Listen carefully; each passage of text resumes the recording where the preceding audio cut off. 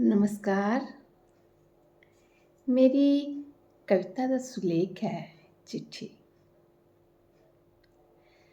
जंदे परदेस तू आख्या हा चिट्ठी लिखिया। जंदे परदेस तू आख्या हा चिट्ठी लिखिया। मैं जल्ली सदोड़ उसी ईर्ख समझी बैठी।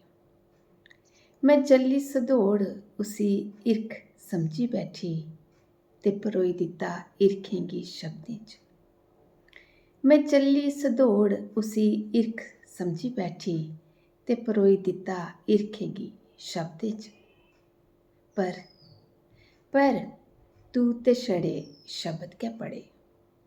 पर तू ते छड़े शब्द कै पढ़े की जे ईर्ख ते शब्दें दी स्याही छा। पर तू ते छड़े शब्द कै पढ़े की जे ईर्ख ते शब्दें दी स्याही छा। तू चिट्ठी पढ़दा रहा ते मैं ईर्ख लिखदी रही।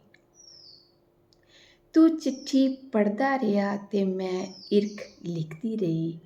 हर दिन राती दे सन्नाटे च पासे मारदा तेरे दूर जाने दा एहसास। हर दिन राती दे सन्नाटे च पासे मारदा तेरा दूर जाने दा एहसास। तू हर बारी आखदा चिट्ठी लिखिया।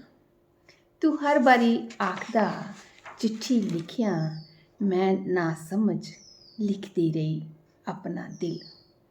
तू हर बारी आखदा चिट्ठी लिखिया।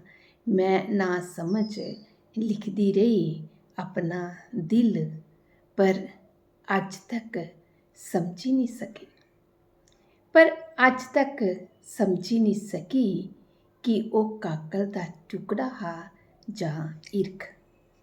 पर अज तक समझी नहीं सकी वह काकल दा टुकड़ा हा जां ईर्ख।